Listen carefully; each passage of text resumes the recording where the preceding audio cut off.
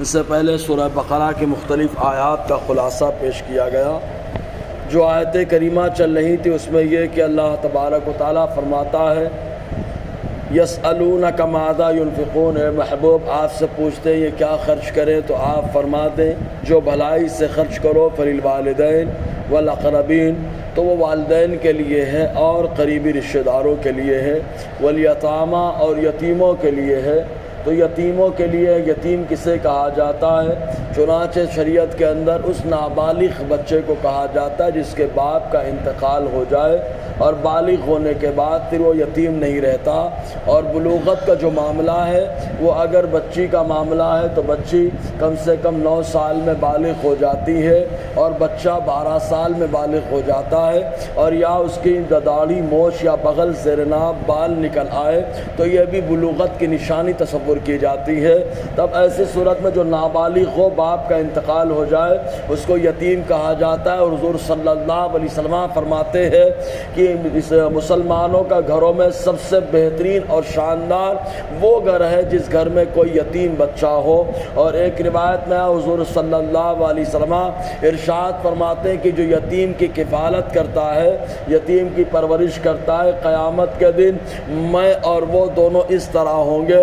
حضور صلی اللہ علیہ وسلم نے اپنی 2 انگلیاں اٹھائیں اور دونوں کو ملا کر ارشاد فرمایا کہ وہ اور میں دونوں اس طرح ہوں گے، مطلب جو یتیم کی کفالت کرتا ہے، اس کی پرورش کرتا ہے، تو قیامت کے دن اللہ تبارک و تعالیٰ اس کو حضور صلی اللہ علیہ وسلم کی رفاقت اور حضور صلی اللہ علیہ وسلم کی سنگت عطا فرمائے گا۔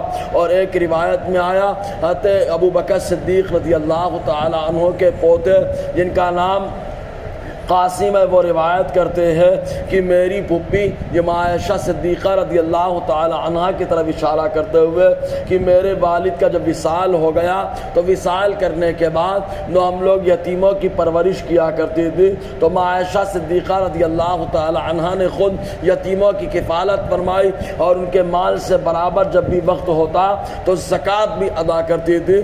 اس انداز میں آقا علیہ السلام نے یتیموں کی کفالت کا ذہن بھی عطا فرمایا اور آپ کے گھر والوں نے بھی کفالت کا معاملہ رکھا۔ تو اللہ تعالیٰ فرماتا ہے والیتامیٰ، اور یتیموں کے لیے خرچ کرو، والمساکین اور مسکین کے لیے خرچ کرو۔ مسکین کس کو کہا جاتا ہے؟ فقیر اور مسکین میں ذرا سا فرق ہوتا ہے۔ شریعت کی نظر میں وہ بندہ فقیر ہوتا ہے جو مالک نصاب نہ ہو، بس اس کے پاس مال تو ہے لیکن مالک نصاب نہ ہو تو وہ آدمی فقیر شرعی کہلاتا ہے۔ اور مسکین اس کو کہا جاتا ہے جس کے پاس ایک وقت بھی گزارے کا سامان نہ ہو، اس کو مسکین کہا جاتا ہے۔ تو شریعت نے خالی مسکین کو ایک وقت گزارے کے لیے بھیک مانگنے کی اجازت عطا فرمائی ہے۔ یہ مسکین کا مسئلہ ہے، فقیر کا نہیں۔ فقیر وہ جو مالک نصاب نہ ہو، مسکین وہ جس کے پاس ایک وقت بھی گزارے کا سامان نہ ہو۔ تو اللہ تعالیٰ فرماتا ہے خرچ کرنا ہے، والمساکین، مسکینوں کے اوپر خرچ کرے۔ اور اس کے بعد اللہ تعالیٰ فرماتا ہے اپنی سبیل، اور راستے کے بیٹے کے لیے خرچ کرے۔ راستے کا بیٹا مسافر کو کہا جاتا ہے کیونکہ وہ سفر میں ہوتا ہے اور راستے میں جو ہے آدمی کے پاس مال و اسباب ختم ہو جائے۔ آج کے دور میں تو کافی آسانیاں ہو جاتی ہیں، اس زمانے میں اگر کوئی سفر میں ہو تو ایک شہر سے دوسرے شہر جانے کے لیے بڑی تکلیفیں آتی۔ گھوڑے کی ضرورت ہوتی، گھوڑا اگر مر گیا، اونٹ کی ضرورت ہوتی، اگر اونٹ مر گیا، تب ایسی صورت میں آدمی کو سفر کرنا بڑا مصیبت کا کام ہوتا تھا۔ تب ایسی صورت میں اللہ تعالیٰ فرماتا ہے راستے کے بیٹے یعنی مسافر کا زیادہ راہ ختم ہو گیا، اس کے بعد سفر کرنے کا سامان نہیں ہے تو اس کے اوپر خرچ کرنا یہ بھی بھلائی میں سے ہے۔ وما تفعلوا من خیر فإن اللہ بہ علیم، اور تم جو کچھ کرتے ہو بھلائی کے ساتھ تو اللہ تبارک و تعالیٰ اسے جانتا ہے۔ بتانے کی ضرورت نہیں، گنانے کی ضرورت نہیں، اللہ تبارک و تعالیٰ سب کو جانتا ہے۔ یہی وجہ کہ جب خرچ کرنے کی باری آئی تو دو معاملات ہوتے ہیں۔